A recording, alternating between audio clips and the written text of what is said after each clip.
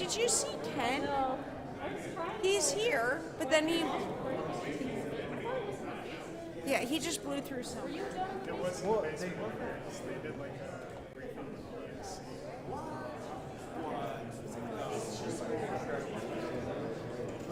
Yeah, I saw that it said the briefing, but then like B-roll, so I thought it was kind of like the normal sound, hitting the sound shit and stuff. Bit of a controversy.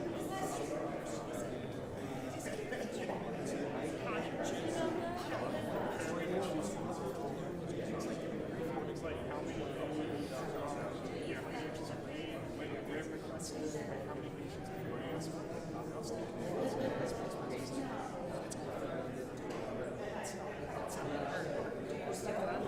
I mean, they see what I do, but it's almost like I'll be fine.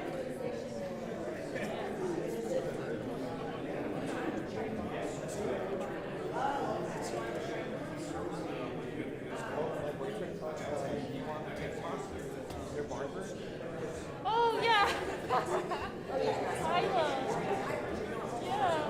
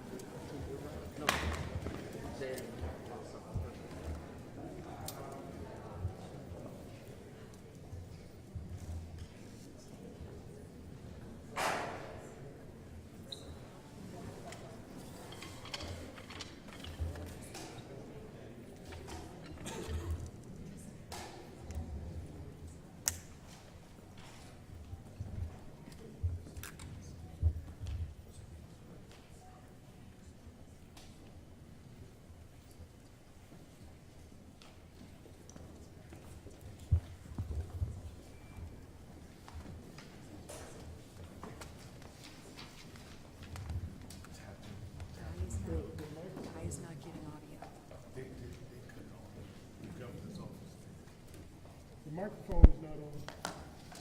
Okay, all right.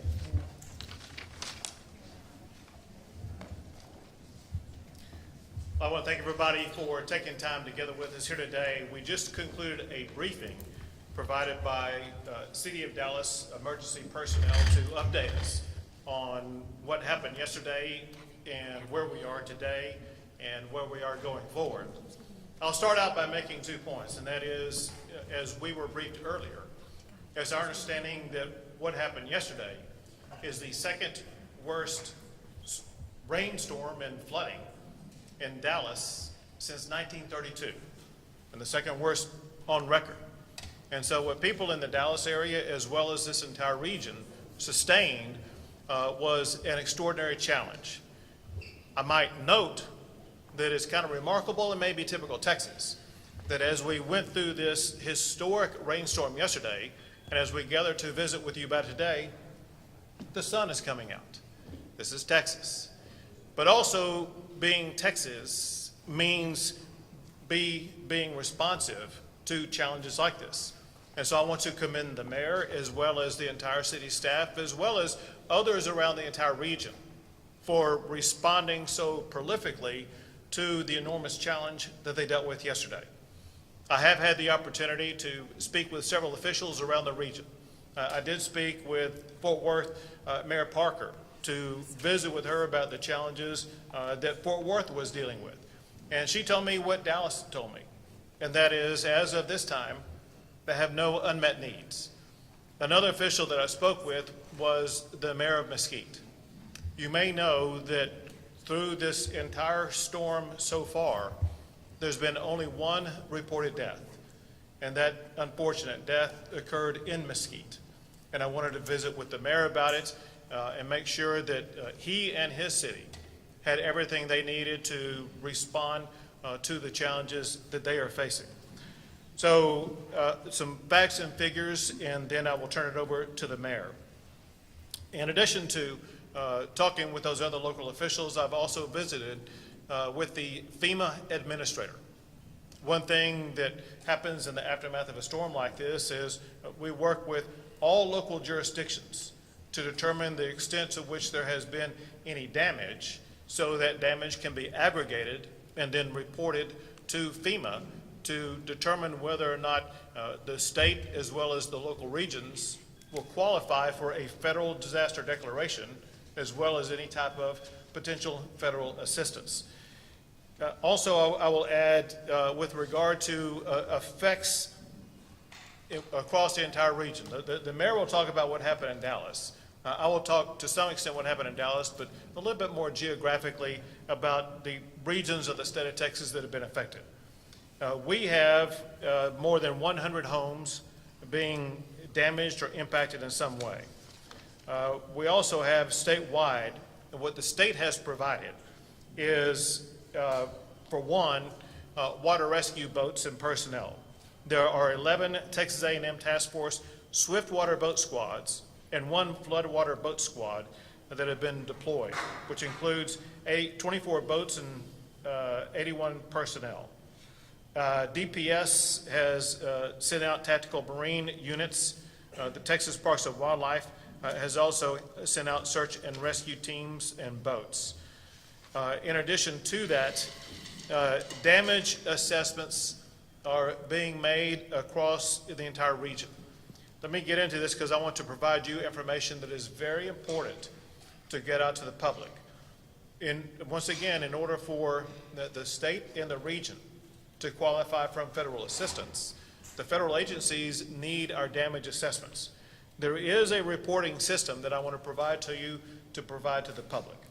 And that is, once it is safe to return, and if you have insurance, call and make a claim for your insurance recovery. Then use the Texas Division of Emergency Management Self-Reporting Damage Assessment Tool. It's called ISTAT.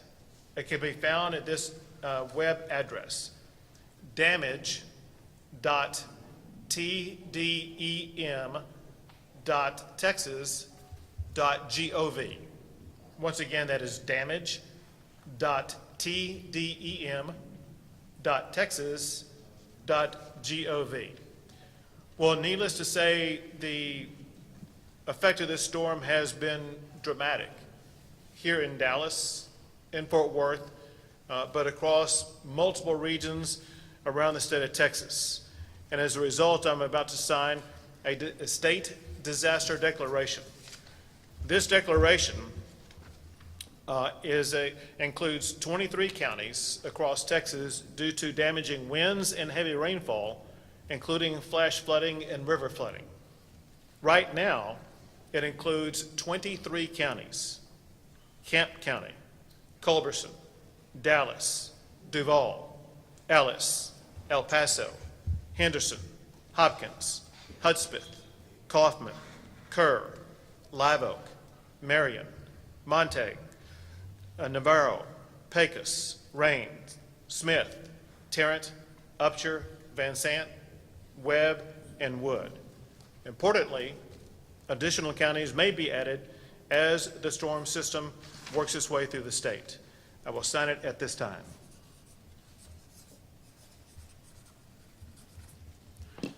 Here is the disaster declaration on behalf of those 23 counties, to which we will add any more counties that sustain damages as a result of these storms. At this time, I'd like to pass it off to the Dallas Mayor, Eric Johnson. Good afternoon, or good morning still, I suppose, and thank you, Governor Abbott. I want to welcome you home, first of all, and second, I want to say thank you for being here. You know, it's one thing to send your well wishes, it's another thing to physically be present. I've learned that as mayor. Being there is important, and I appreciate you always being willing to show up for us at times like this. I want to thank your team as well, Chief Nim Kidd, who I've gotten to spend a lot of time with over these past 3+ years as we've dealt with a series of unprecedented, so-called unprecedented disasters in this city. And I want to thank all of you for being here, everyone who's behind me here today. Yesterday, our city was tested once again by extreme weather. I've heard this called a once-in-a-thousand-year weather event. And we also know, as the governor mentioned, that this was the first time in 90 years that we've had this much rain in a 24-hour period. But whatever you want to call it, whatever time frame you want to put on it, we got hit pretty hard, and we got hit in a historic way. The sky opened up, and soon after, our streets closed down. The storm was immense. You've all seen the images and the videos, the water rising in people's homes and our businesses, flooded underpasses, submerged vehicles, knocked out traffic signals, delayed flights in and out of DFW that caused, a national snarl in our transportation system, city parks that looked more like lakes, and of course, our very brave men and women of our police department and our fire department wading through those very flash flood waters to help those who've been stranded. The flood waters receded quickly yesterday evening, and for most people in our city, I'm happy to report that today is a return to normalcy. For them, Monday will be nothing more than an unusually wet and dreary memory, and for that, I'm very glad. Anytime that we get out of something like this without a single fatality or any catastrophic damage to our city, we should all be grateful. And God knows we needed the rain after all the heat in this past summer. But for some people, this is important, for some of us, the effects of this storm are going to linger for a while. This storm meant for some of our residents, Governor, that their lives have been upended. Some people's cars that they depended on to get to work aren't going to be running. For some of our parents who have to miss work and business owners who have to close shop, this is a serious problem for them. And these impacts are going to be felt all over and throughout our economy. For example, by way of personal anecdote, the daycare where my daughter attends is actually closed due to flood damage. That's something that my family is fortunate enough to be able to withstand, but it's something that I know many people in our city will have a hard time dealing with. For those who are just struggling to get by, who are trying to scrimp and save and do everything they can, this flood could be a significant setback for them. And while we are in the midst right now of a full damage assessment of our city, we do need people, as the governor mentioned, to report their damage to the Texas Division of Emergency Management. And we're going to do everything we can to help folks who've been impacted by the storm. So again, I want to thank Governor Abbott for coming here, physically being here with us in Dallas as we assess and deal with the impact of the storm. I also want to take this time to give heartfelt thanks to all the elected officials and their staffs that I've heard from personally asking what they could do to help. So I want to thank the White House, Congressman Veazey, Mayor Turner in Houston, and even Mayor John Cooper in Nashville, Tennessee, all reached out with their offers of support and help.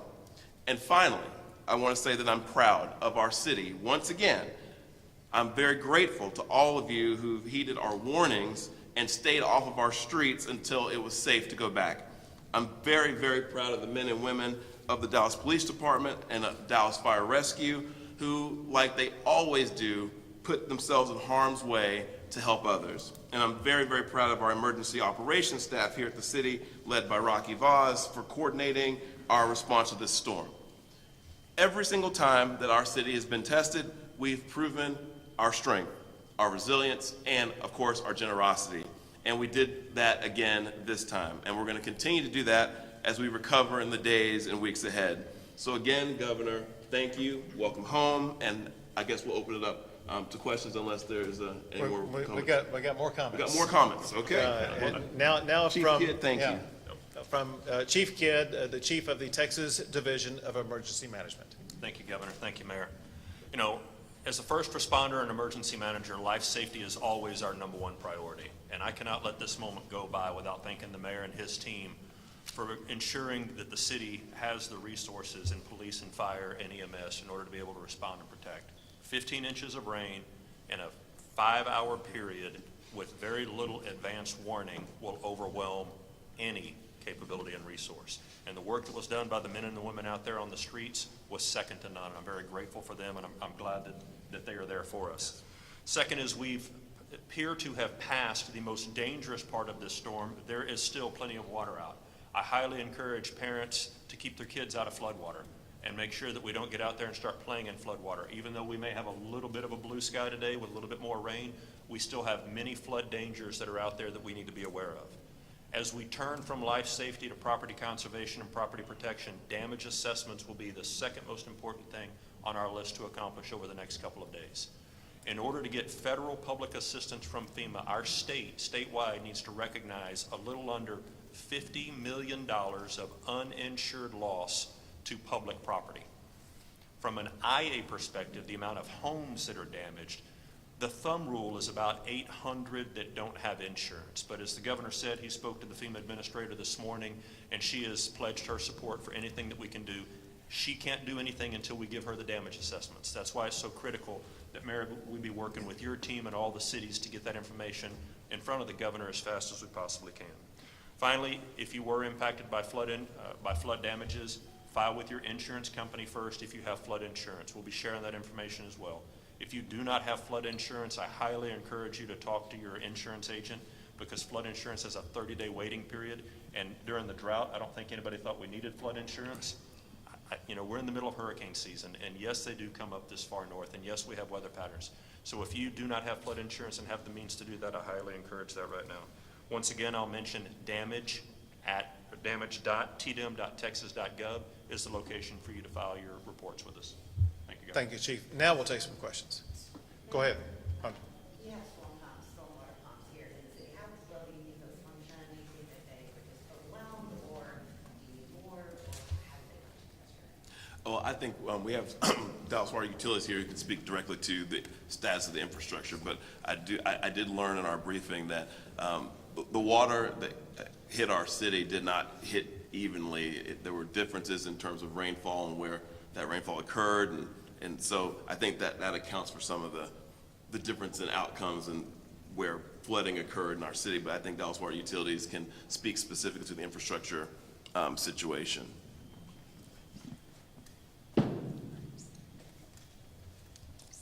Thank you, Mayor Johnson. I'm Terry Lowry. I'm the Director of Dallas Water Utilities.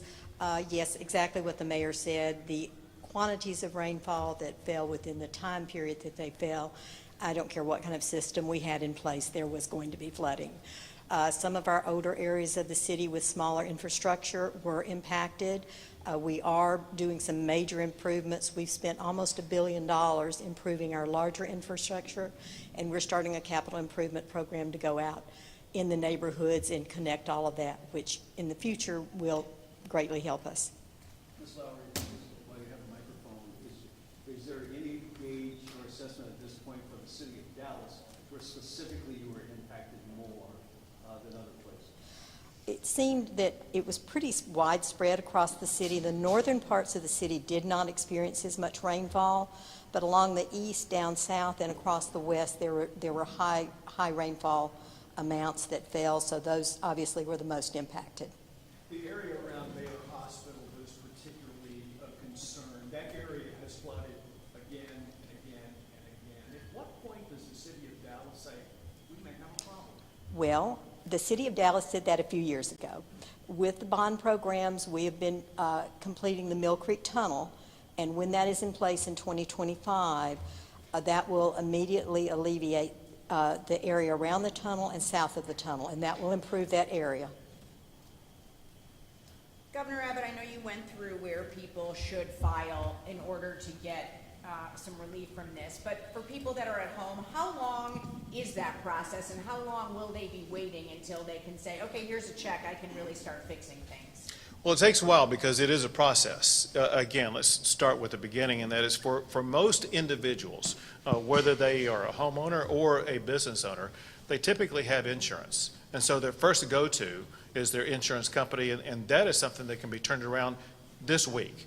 And so, and then after that, to the extent that they are uninsured, we need to aggregate the damages across the entire region. Our goal would be to try to have an early assessment of all of those damages by the end of this week. And so we should have some level of notification with our ongoing cooperation with FEMA about where we stand by later this week. Governor, you've gone down this road before, you've seen this before, but you've already said at this point only 100 homes with an emergency declaration for 23 counties. Is that a message to FEMA that essentially they can't help us here? Well, first, I don't know if you're making reference to this, but you may remember the tornado that came through Dallas. And there was significant damages to many homes, some homes completely lost, but it did not qualify for FEMA assistance because most of those homes were insured. That said, in talking to the FEMA administrator earlier today, one thing that she voiced concern about were people of low income levels that may be disproportionately impacted by a storm like this. And FEMA may be taking a different approach in the way that they respond to this so that they can provide more assistance to low-income Dallasites or Texans. But that said, we still need to aggregate the information and provide it to them before they can begin the assessment process. My question is, where is the wherewithal for the state of Texas to intervene where FEMA cannot? Well, again, on the intervention, that typically comes with regard to insurance, and we just need to find out where that is. Most people who have a home or business are fully insured.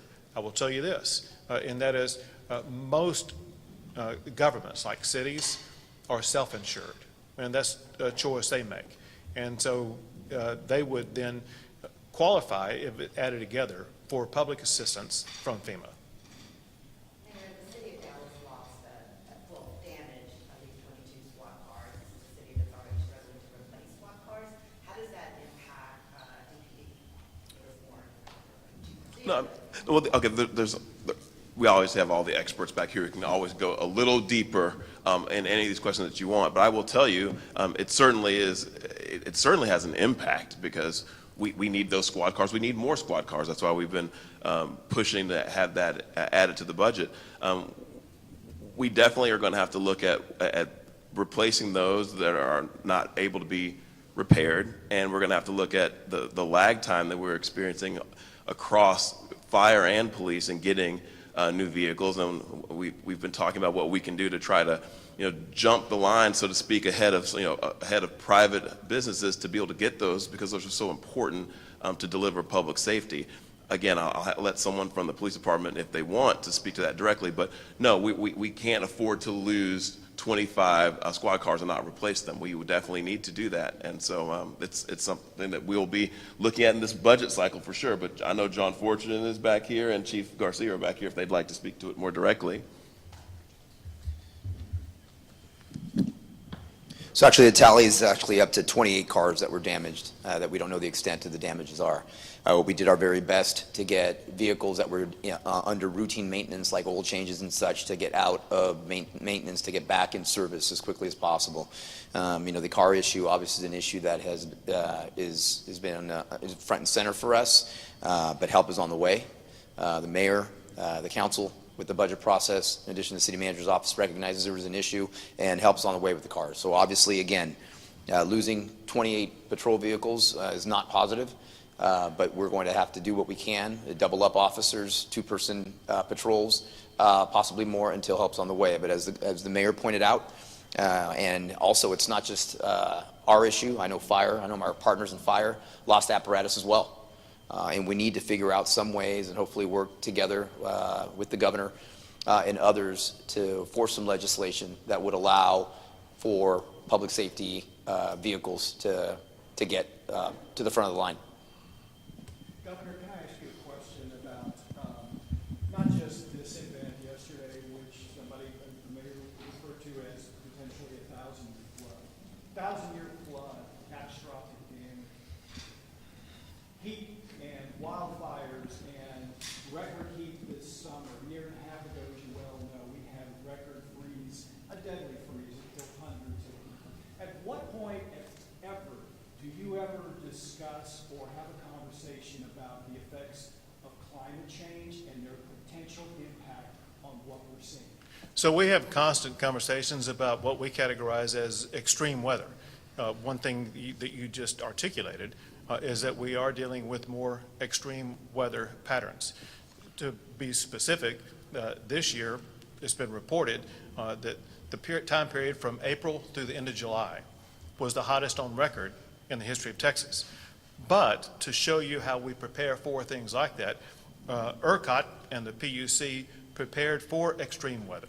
And they made sure that the power grid was going to have the power that was needed in order to sustain the extreme weather. And what they were able to ensure in the aftermath of the 14 laws that I signed that led to reforms in the power system in the state of Texas, they were able to deal with a dozen record usage demands of power with ease without ever losing power in the power grid, making sure that no Texan has lost power because of the power grid in the aftermath of the reforms that we signed. The point is this: we're constantly looking at what extreme weather may lead to, whether it be power demand, extreme heat, extreme cold, heavy water, or even drought.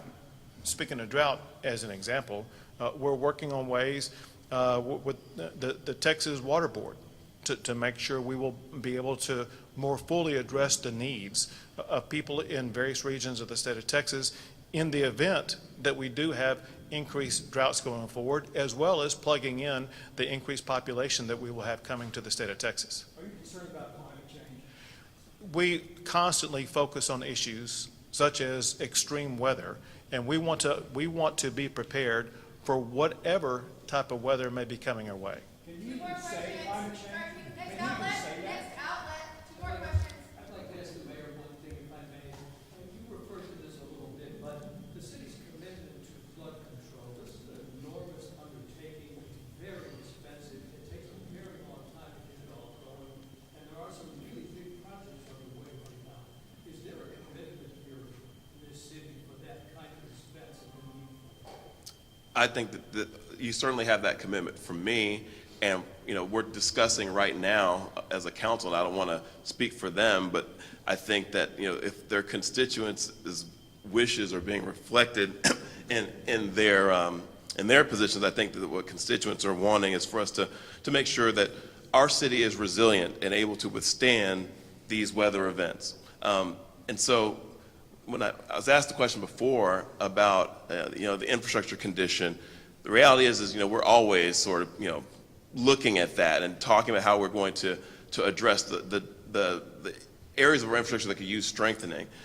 The storm and this is an interesting fact, I think, it dumped a record number of water, a record amount of water on our city in a very short period of time. It raises questions about, our infrastructure condition when you see how much water, hit places like Fair Park and South Dallas and how the infrastructure held up. That's a discussion that's an ongoing discussion at our city right now about how to address equity issues like that with respect to our infrastructure. So the equity conversation is going to be taking place as we look not only at our current budget, but as we look at our capital programs and our bond program to see where that infrastructure needs to be strengthened. Chief Kidd is right, and people who've pointed out, there is no, and Terry Lowry is right, there is no infrastructure that can withstand 15 inches of water in 5 hours. But it doesn't absolve us of the responsibility to look and see where we have some deficiencies. We're going to be looking at that as we do this damage assessment. We're going to figure out what parts of our city were hit harder and maybe need more help, and we're going to figure out how to make sure our city is not inequitable in that way. But it's an ongoing conversation, and I believe the council is committed to that, not only in our current budget, but in our bond program as well. But that remains to be seen because we haven't decided what's going to be in that next bond program. Last question. Is there a representative from the city of Cedarville with you today? I don't think Don't believe so. Mayor, is the city taking a different approach than they did after the tornadoes to the assessments? Or do you think that the main difference between then and maybe now would be the area that it was hit because of the uninsured figure? Or are you guys doing something differently? Obviously, already you're promoting reporting more than after the tornado. So what different approach is the city taking, if at all?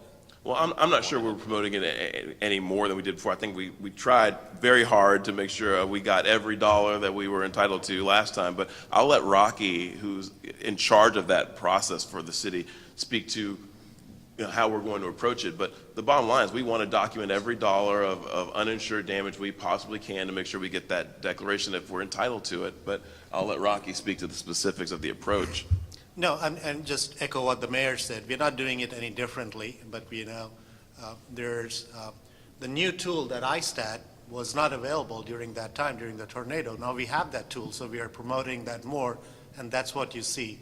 And we'll be reaching out through our council members to encourage people to go and, do the damage assessment, send us the data, and like the governor and Chief Kidd said, that's what will help us get through a FEMA declaration. I have a question, because we have a lot of He wants to finish my answer. Citizen, I'm not a reporter or anything, but I'm here to ask, I have, people in my neighborhood who got flooded out. They have 6 family members. Do you have any, contact of people that they could call or maybe fund some, hotel, because the house is just flooded and this guy is sick? So that's why I'm here to ask, who do we contact? Rocky Vaz is definitely the person to talk to and probably So as soon as the press offline. conference is over, we'll get Rocky and the Red Cross with you. Yes, ma'am. And sir, if I can go back to your question, it's a very specific question. I'm glad you asked it the way you did. I want to go back to the tornadoes that came through Dallas that did not get a federal declaration, because this is important for the citizens to understand. Homes that have a mortgage typically have insurance. Homes that don't, it's a choice on insurance. But I got information from FEMA this morning from the floodplain administrators. It appears, and I haven't had a full chance to digest it yet, but it appears about half of the properties in Dallas County that may be in a special flood hazard area don't have flood insurance. So remember, insured loss does not count towards our federal threshold. The city of Dallas did everything right last time during that tornado request, and everything that they provided us was the right data. The point was there was so much insured loss that did not trigger the federal qualifications.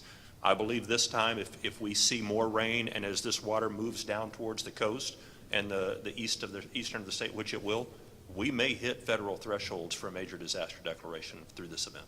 Great, thank you guys so much.